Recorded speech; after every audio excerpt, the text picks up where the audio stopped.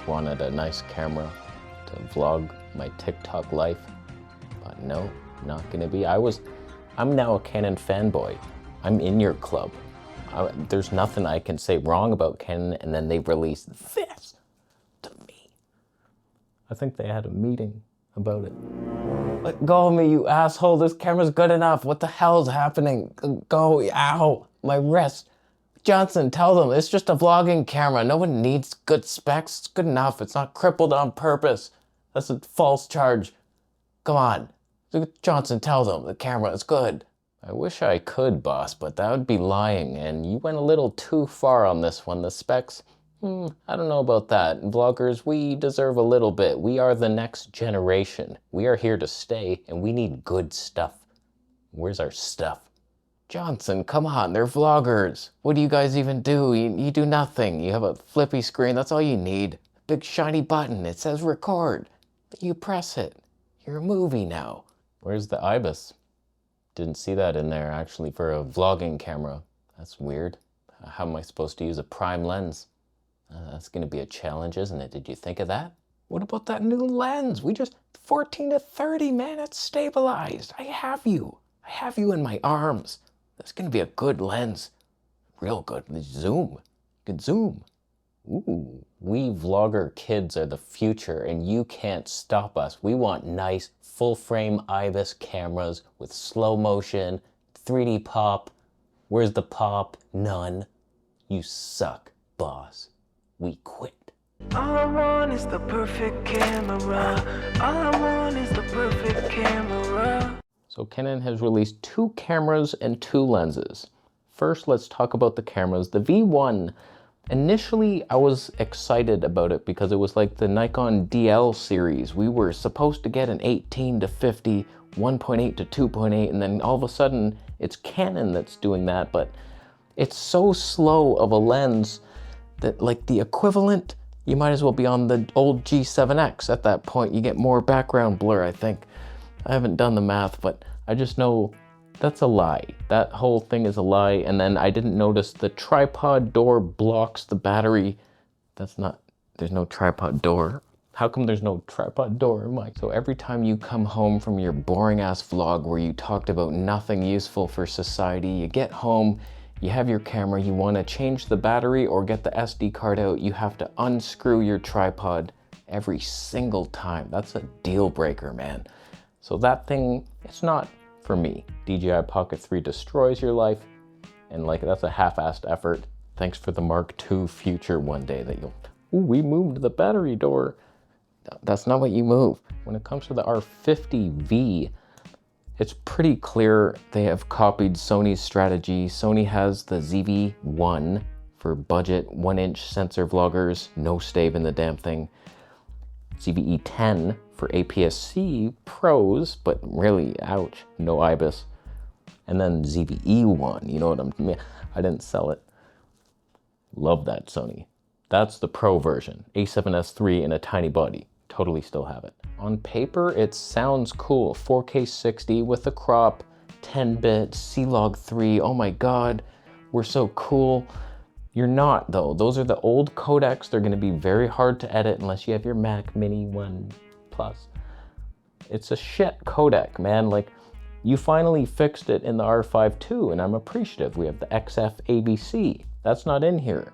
So like, if you have, what vlogger that this is targeted to has a decent editing rig? What I don't get is how we can even forgive a vlogging camera being released with no IBIS. Like, it keeps happening over and over. I don't understand. It was the Nikon Z30 and Sony ZVE10, and it keeps happening to us. I don't get it. Like, the most important thing in your video is how stable it is, or how in focus you are. So like, you have dual pixel, that's cool, but that means you have to pick a stabilized lens, and that's not great, because then you're stuck in Canon APS-C lenses. There's not many. Like, you're stuck with some ghetto zooms, and it's not fun. You're not gonna have fun. If it was me, we're doing that 10 to 18. Not bad, not bad, but like your Tony's on this one. The new lenses, Tony 4 to 6.3, and it's just, my phone, man, it does better background blur than you. Like, what target are you trying to reach for? Like, we're beyond that. That's why you get mirrorless, to have some nice pop. But whatever, it's a kindergarten level vlogger camera, tiny battery, they don't mind, shaky footage, doesn't look nice, everything's overexposed, uh-oh. Okay, whatever, it's a different level, it's cool, you get into Canon, you got Canon colors. I could run this whole show on that camera, we know that, and the zoom lens, even. Like, I get it.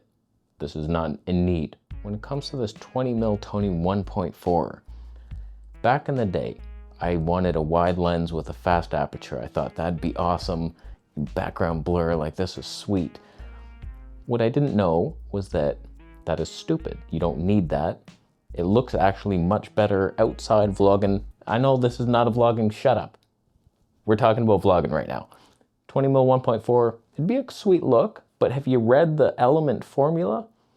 For those who know, ED glass is erectilely dysfunctioning your pop out.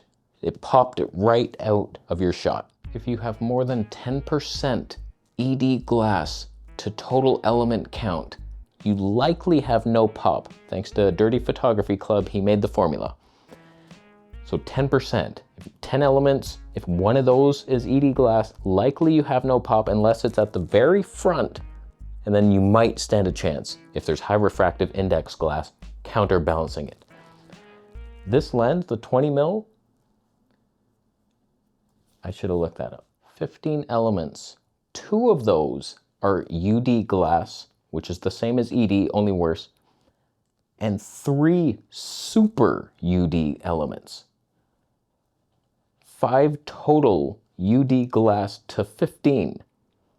That's what, 33.33% or something like that? 333. The hell is that? You're gonna have no pop like all RF glass. It's a sad truth that you're not getting any good look on a Canon camera unless you use EF glass. How much does that freak weigh? 519 grams. That's not great. That's better than I thought it was gonna be. Is the pop that necessary? I get it. Some of you don't even see it. Some of you are like, you should see the pop on this lens. I'm like, what the hell are you talking about? Go to pop school, you lollipop dragon asshole. Like, what the, why are you talking to me? The RF50 1.8, you wouldn't believe the pop on this thing. It's like, I should pop your zits. Like 0 pop on some of this glass. It's not that important. To me it is, because it's fun. I like to pay homage to my ancestors who were just lens designing freaks, who like came up with like, look, if we bend the glass this way, we represent 3-dimensionality. I can't believe it. How do you discover that, man? So like, that's what our grandfathers did, our Japanese grandfathers, and they just made the best lenses ever. So I like to use that type of glass in this bullshit show. So like, that's what I look forward to.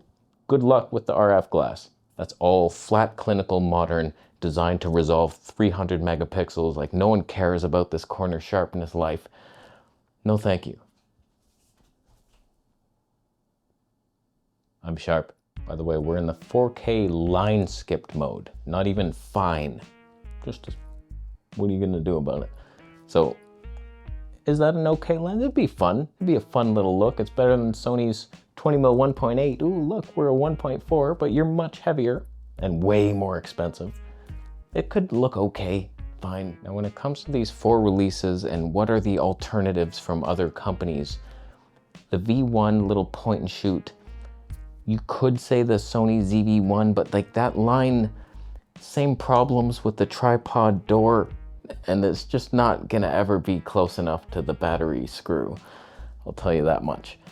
Too close, and there's no stabe, and then like they made Mark II and Z1F, and they were worse. Like, they just got worse.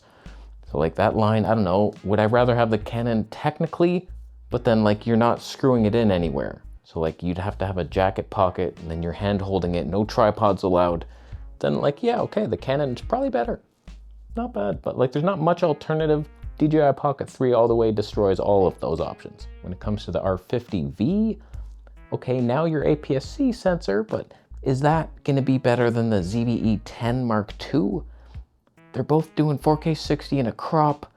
I feel like Sony put more effort into that one. Like they kind of want that to succeed, whereas this is just Canon dipping their toe in a vlogger-centric thing and like, here, scrub, take this. What? Don't touch me, you dirty vlogging scrub. Do you like it? And then we say no, add some things, and it's like, it's a toe dip, and it's not a great dip. It's cold, isn't it? The pool, it's colder than you thought. So ZVE10 Mark II, Nikon Z50 Mark II. I might even lean that. Little Nikon red LUTs, oh my God, outside. None of them have IBIS, thanks. So it's like, it's a stupid little genre. They're like a low, I don't like the level that they're pretending to be in. Vlogging cameras with no IBIS for very low money, even though it's very expensive. How much do vloggers make starting out? 20 cents a month? And then the lenses, like the 14 to 30, the 10 to 18 is your vlogging lens, so I don't know what this even is. Like it's slightly not as wide, but longer and dark. Just darkness. But it's light. That one was light too. I don't know who that was even for. And if you need 20mm 1.4, I don't even think there's an EF alternative other than the Sigma Freak, that giant thing.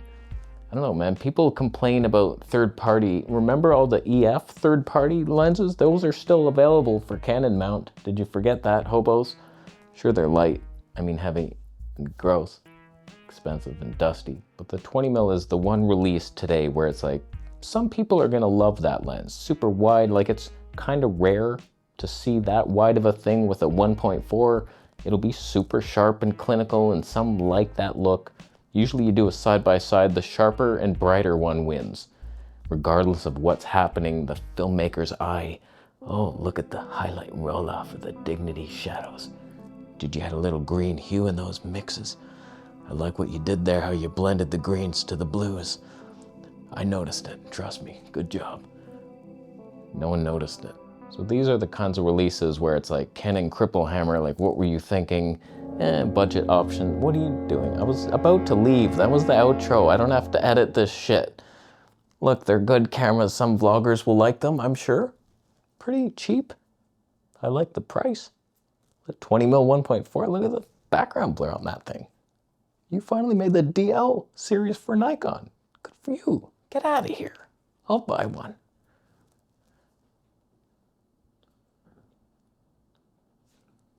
So when I'm removing the battery door, is there a wrist protector strap that you guys sell? Why can't I say like tripod screw or battery door properly? What's wrong with my brain? Just screw in the battery door and remove the tripod hinge. I'll leave on a high note, as usual. These products are available through my affiliate links, of course, to be pre-ordered at B&H Technology. Thanks for removing the easy link thing in Firefox. It's no longer safe or something, so I have to actually dive into some shit just to create affiliate links. No more. Click one, boom, you're done. That was easy. It was. No longer. Bitcoin technology, anyone? Come on. Stop it. Subscribe for more.